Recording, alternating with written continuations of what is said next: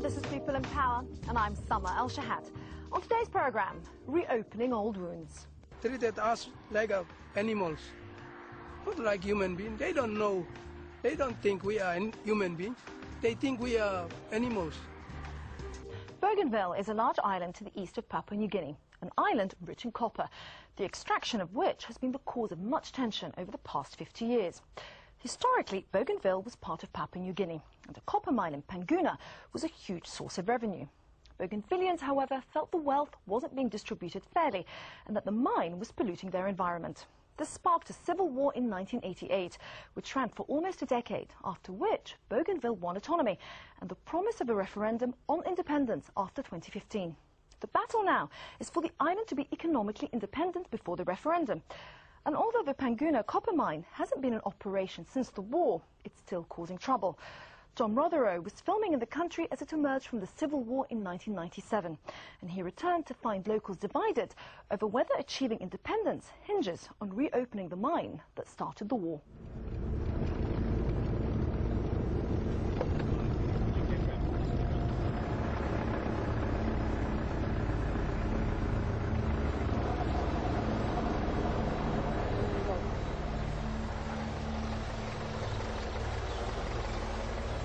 First of the yellow was a checkpoint from Megamui Gama. Because no go show. Because we got a giant mine named Stabloya, Panguna. These men are in control of the road into the self-declared Royal Kingdom of Mekamui at the heart of Bougainville. It's been called the no-go zone ever since the war for independence from Papua New Guinea ended on the island in 1997. The Mekamui faction refused to take part in the peace process. I can count them. They're over, maybe I can say they are all over the island. Well, I'm in charge of the checkpoint down here. We used to monitor general public moving in and out. But we don't know, enemy might come inside. And some people, they might try to negotiate with Bougainvillians and trying to open a mine. Colonel Dakamari is talking about the huge Panguna copper mine around which the Mekamui no-go zone is based. When Bougainville Copper Limited, a subsidiary of the mining giant Rio Tinto Zinc, started to excavate Panguna in 1969, the local inhabitants had little idea of what they were in for and the scant compensation they would be given. This was the biggest open-cast mine on Earth by 1988, when angry locals managed to close it down. In the process, they started a 9-year war with Papua New Guinea. Whether reopening the mine now would also be reopening old wounds has become the most sensitive issue on Bougainville. To reopen the mining, there's a big things will be happening. Maybe a revolution. They're going to start the revolution again.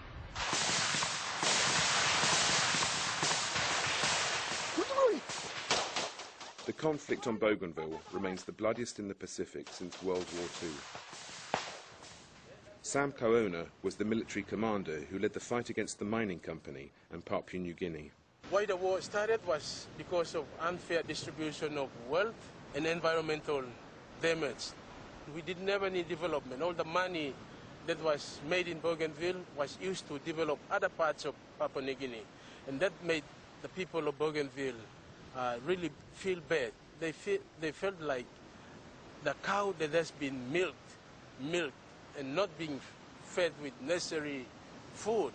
Bougainvillians didn't like their island being ripped up, environmental damage happening. My land buried this giant. My land is helping me. I think he is a peasant. He's a peasant. Mekamui, the indigenous name for Bougainville, means sacred land. Okay. Yet the chemical contamination of 1 billion tons of waste from the mine killed a whole river system with copper, mercury, lead and arsenic. 20 years after Panguna was closed down, its pollution is still vivid. In the mine area, every water looks like this. No living things in these waters. This water is brought down to the tunnel and follow the tunnel down to the terrace to the Java River and stop at the sea.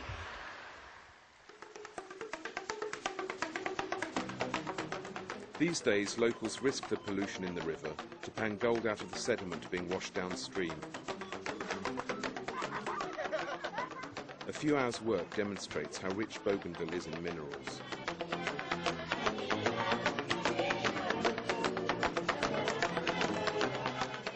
The panners sell this gold to local buyers for about $10 a gram.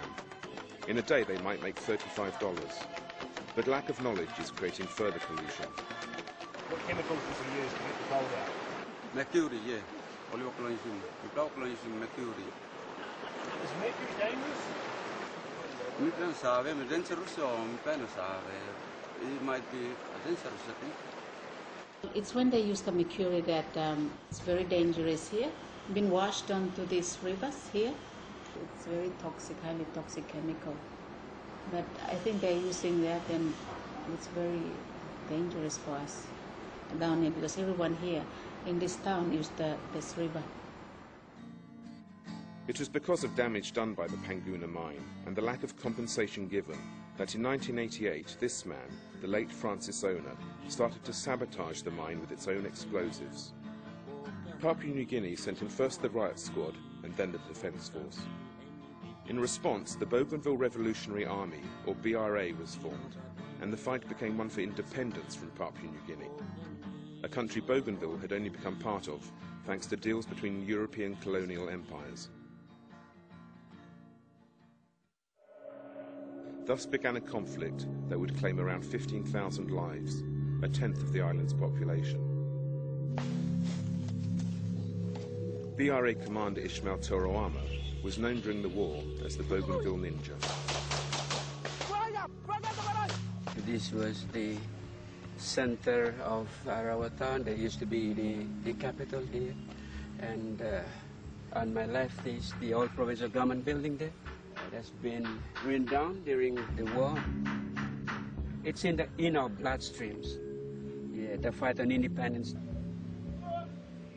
Despite starting off with bows and arrows against helicopter gunships, fighting only with captured guns and enduring a 7-year sea blockade by Papua New Guinea, by 1997 the BRA had effectively won the war. Peace talks led to the election of an autonomous Bougainville government, the ABG, with a promise from Papua New Guinea of a referendum on independence after 2015. It's a promise that General Uma and his men distrust. Every Bougainvillean will vote for independence, but the last say will come from the PNC parliament. And the answer will be no. We know that ABC officials are pulled by PNC government. That's why we didn't join the peace process. Instead, Francis Ona and followers like Chris Uma unilaterally declared the independent kingdom of Mekamui and set up the no-go zone around Panguna to keep any prospective miners out of the enclave. Treated us like animals, not like human beings. They don't know, they don't think we are human beings. They think we are animals. We are depending this mine. We are depending our environment. We are depending our resources. And that's why we got the right to fight against anybody who trying to open the mine. Uma and his men are one of several groups that refused to hand their weapons in at the end of the war. I start fighting with bow and arrows, an axe and a knife. After that, I fought with the PNC DF. I got a rifle. I grab it to the enemy. That's why I cannot give them my arms. People who are putting their arms to containment, they are stupid. They don't know their future. That's why they hang on to the guns. They know they don't have jobs. They're insecure. For safety of Bougainville and its stability, if the government works on it, I believe naturally too the young people will hand over their guns.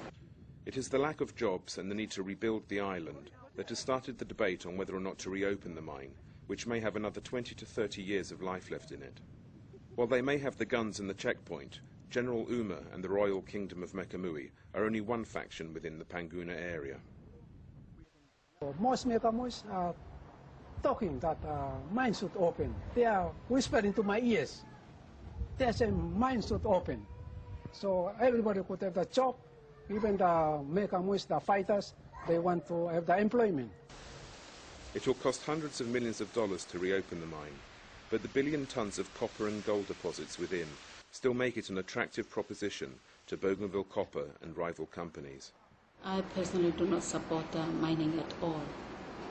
I do not support it because with mining, it will cause destruction, natural destruction, and also will bring social problems.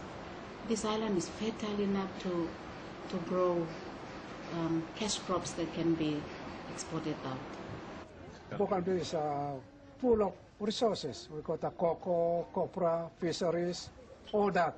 But for Bougainville, even before the Bougainville copper came in, with the cocoa and copra, it's not progressing. It's not progressing. It's only the Panguna mine that has opened up the development. Yet others argue that such development was very localized. Travel on any road outside the mining area and you'll get their point. You can start up with the plantations and like local things, probably tourism or the other things. Probably you can start on that and build on that, and probably mining issue, it will come a bit later. Can Bougainville achieve independence economically as well as politically without reopening the Panguna mine? We'll be back after the break.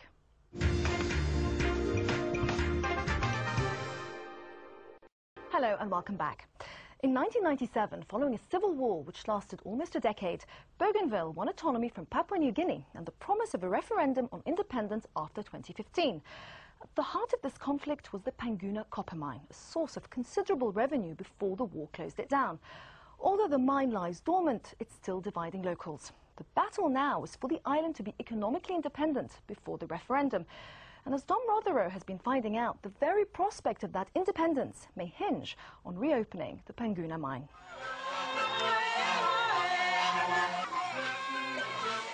It is here in Arawa that the newly autonomous region of Bougainville inaugurates its presidents.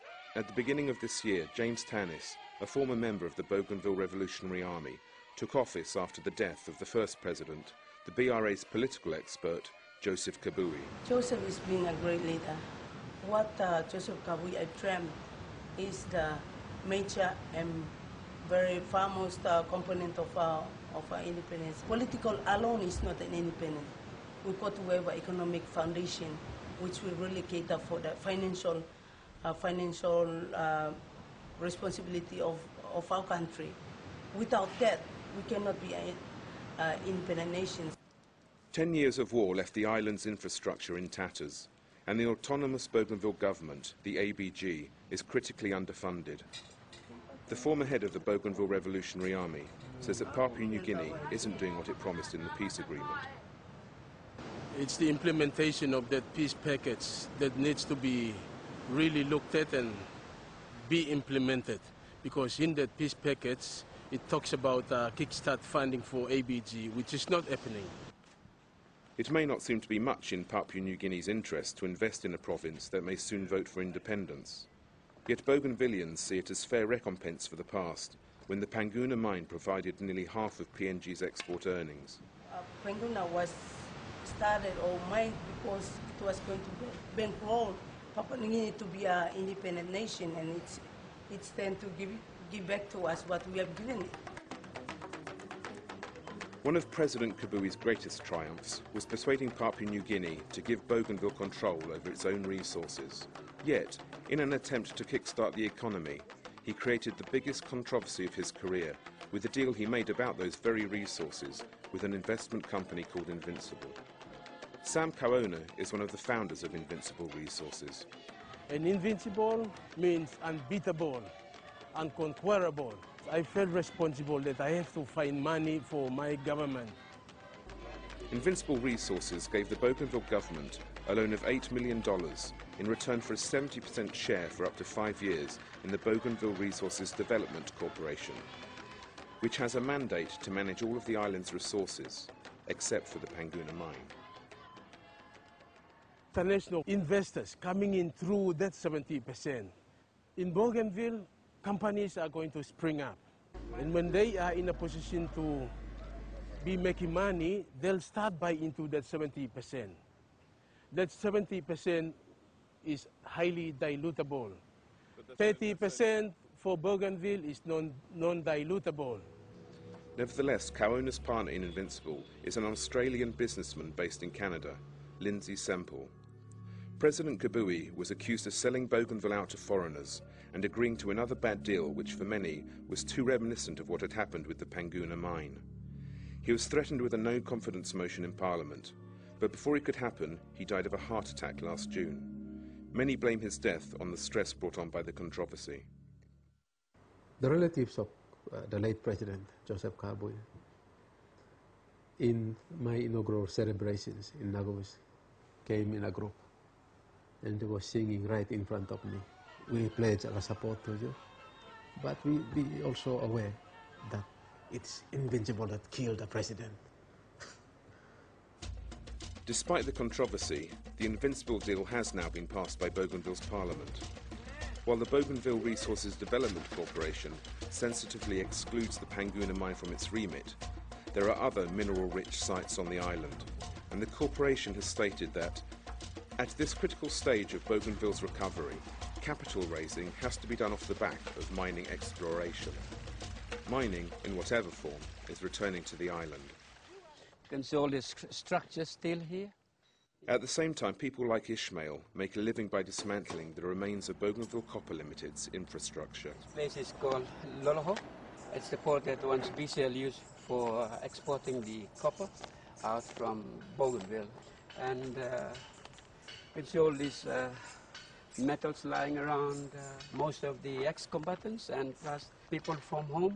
They come in here and they take every bits and pieces out from all these things and they sell them for money. My part is just to arrange most of our boys.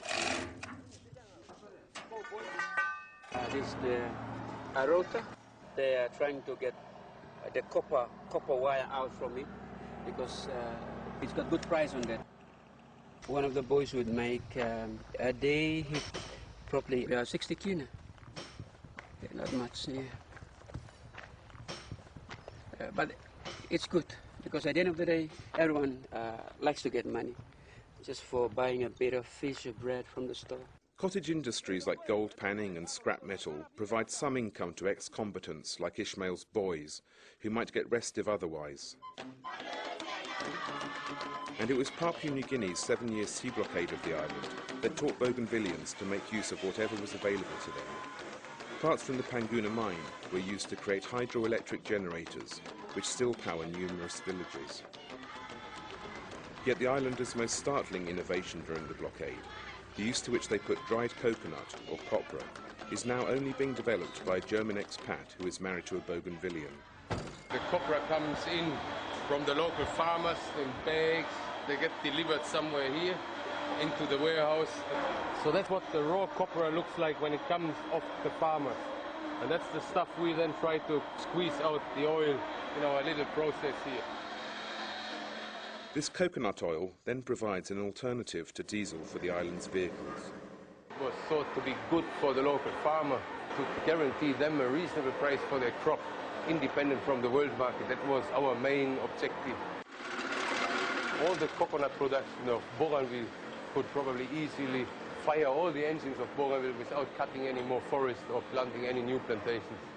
Yet although his coconut oil is currently a third cheaper than diesel, so far Matthias's market encompasses only 30 vehicles, mainly run by well-meaning foreign organisations. Everybody knows that it had worked 15 years ago during the war, so they're well aware that it can work, but they had probably technical issues during the war times because the manufacturing was not as sophisticated as it is now in our place here.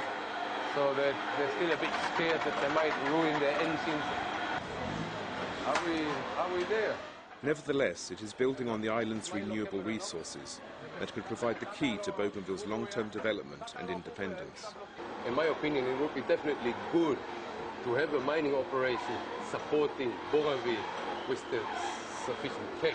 But it would have to be a mining operation which works to the 21st century standards on environmental friendliness, to make sure that the profit is shared properly, and when the lifespan of an institution like a mine, when it comes to the end of its life, that then there must be so much other alternative infrastructure and jobs and development that Bougainville could survive without the mine. We have a saying here on Bougainville, if the conflict started from Panguna, let's end it in Panguna.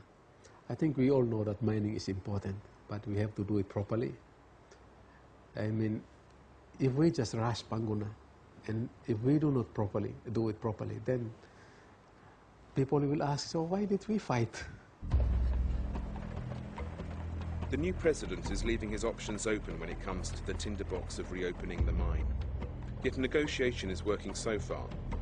Recently, he managed to persuade rival groups within Panguna to reconcile and elect a new executive body to deal with weapons disposal and the future of the mine. How much Krisuma and the Kingdom of Mekamui faction will take part remains to be seen. The general only acknowledges the authority of the local clan chiefs.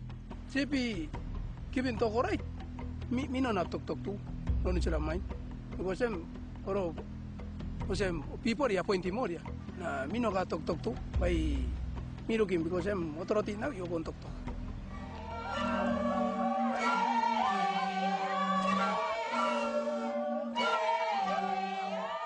What does unite every Bougainvillian we spoke to is the fact that they all say they will give a big yes vote in the referendum on independence.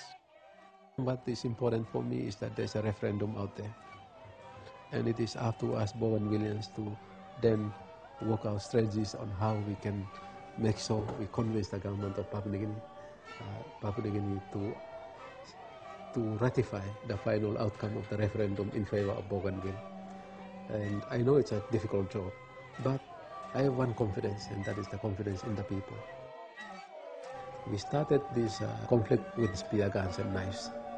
Eventually we grew, and we are now an autonomous region. So I always have confidence that we will be independent. That's it for this edition of People and Power. If you'd like to comment on our report, or if you have another story that you think we should investigate, we'd love to hear from you on the usual address, aljazeera.net/English. That's it from me, and until next time, bye-bye.